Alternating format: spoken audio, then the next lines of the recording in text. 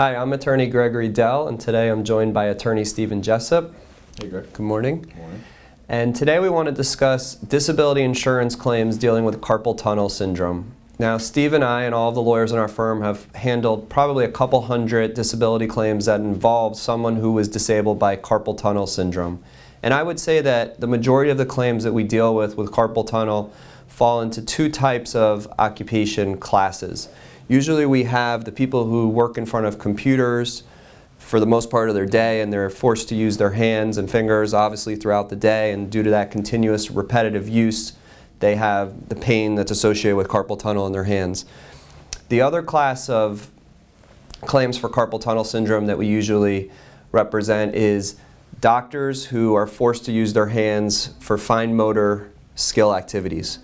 So I know, Steve, that recently you've represented multiple dentists, for example, and surgeons that have had to use they're forced to use their fingers in order to do their job in the fine motor skills.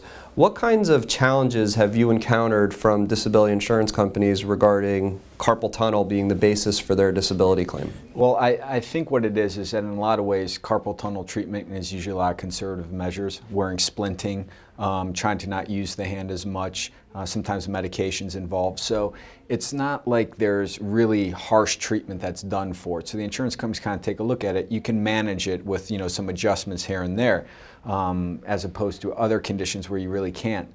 So I think the problem becomes is they just don't really give it the credibility it deserves with the severity, especially when you're thinking about when you discuss with dentists and doctors. It's a constant static holding position where they're holding fine instruments, especially a dentist in your mouth or something along those lines, and that can cause numbness in the hand, the increased pain, sensitivity. It fatigues easier. But insurance companies obviously are also always going to look to make sure that the diagnosis is confirmed. Because if you say, hey, my hand's tingling, it's burning, it hurts, well, you still have to back it up with some type of proof that that is, the basis of the problem. Right, and I know, for example, a surgeon or a doctor, I certainly wouldn't want someone who has numb hands or pain in their hands operating or doing work in my mouth. I think most people don't like going to the dentist to begin with, so right. Yeah. I also find that the people who work in these desk jobs or on computers, the IT people, tons of IT people, especially in today's age where almost everything's computers, they're told for part of their treatment to wear wrist splints as needed. And then they find that they need to wear these wrist splints during the day, and that makes it extremely difficult for them to type.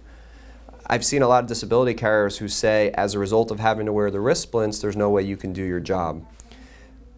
I know that you've mentioned in the past that you've had some limited carpal tunnel symptoms yourself, but what about the fact that someone has some episodes, flare-ups, and then they go back to work? Does the condition seem to get re-aggravated by returning to the work environment that forces you to use your fingers a lot? Well, the biggest thing is it's a repetitive use condition. It's from the repetitive use of it. So if you are not using it, the symptoms are going to alleviate because the swelling and the pressure is going to go down. But when you go back to using it full time again, especially if you're not taking any of the precautionary measures to try to help avoid it, it's going to flare back up. So you may even get periods where, like you said, you're fine, it's bad, you can't work, you go back, and most people's insurance policies have elimination periods that they have to meet. So you may not even be out long enough for it. So it's a back and forth trying to get back into work, and so I think that does make it a little difficult as well. Right, and I usually see carpal tunnel as kind of one of several type of conditions that a person's having. They could have carpal tunnel and neck pain, carpal tunnel and shoulder problems, carpal tunnel and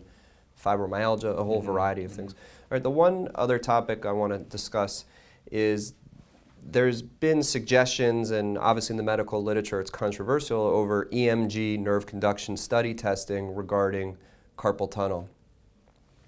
Are claimants required to undergo EMG testing in order to prove that they have carpal tunnel syndrome?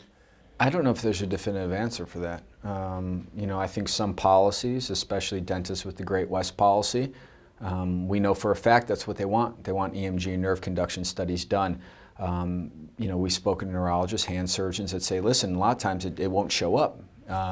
It's not the only way to diagnose it, but because insurance companies are always looking for the subjective medical evidence of the condition, they say, well, just go ahead and have the EMG and nerve conduction studies, and it should document it.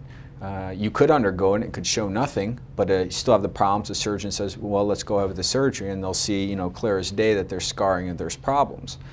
So I don't think there's really a definitive answer for that. And I know that you and I recently retained a neurologist who did a full research for us on EMG testing, and the results came back that there's no golden rule, no standard necessarily that EMG testing proves carpal tunnel. So I'm not suggesting that someone shouldn't undergo the EMG testing, just that people need to be aware that the EMG testing is not necessarily going to prove that you have carpal tunnel. And also there is that potential that it could do further damage to you because it is an invasive test.